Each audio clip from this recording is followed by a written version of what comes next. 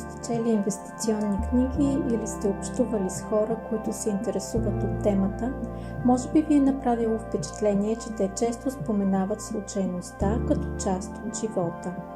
Може би също ви е направило впечатление, че някои известни артисти или преуспели хора изобщо обръщат в своите интервюта внимание върху ролята на случайността или късмета в своя живот.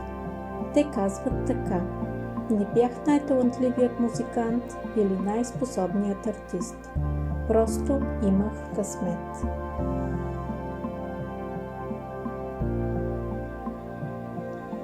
И точно в това се състои мъдростта, силата и откровеността.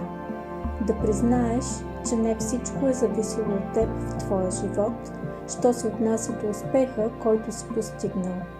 Същото се отнася и за неуспеха или провал, както го наричаме ние. Изисква се смирение и сила за признаването и на двете неща. Никой не е виновен за голяма част от това, което му се е случило. Да, точно така.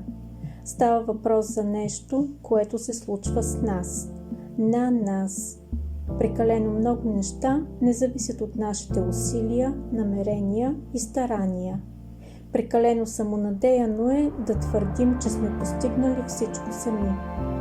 Както прекалено отчайващо е да вярваме, че всичко, което не се е получило добре, е в резултат на нашите неумения и неспособност да се справим във всяко едно отношение.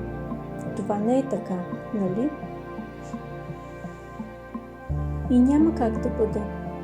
Теоретично и практически не е възможно да измисляме, планираме и дирижираме целия си живот, докато други 8 милиарда души в света правят същото нещо в същия този момент. Ако тази задача наистина беше оставена на хората, щеше да настъпи световен хаос и дезорганизация в този иначе толкова организиран свят. И така, следващия път, когато си пожелаете свободно паркомясто на паркинга и го получите при пристигането си там, не се съмнявайте, че това е едно случайно събитие. Но също така, когато не получите желаната работа, провалите се на изпит, не спечелите от тотото или не можете да намерите подходящия партньор, това също са случайни събития, които в по-голямата си част не зависят от вас.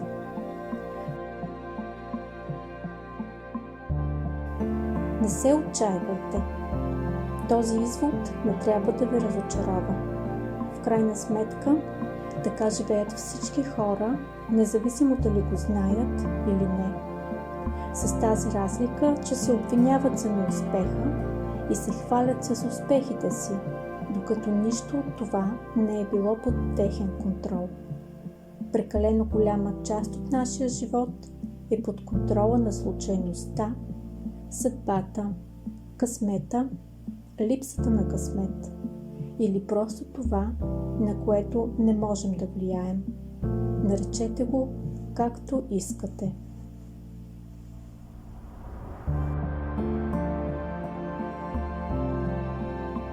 Надявам се, че сега малко съм ви успокоила.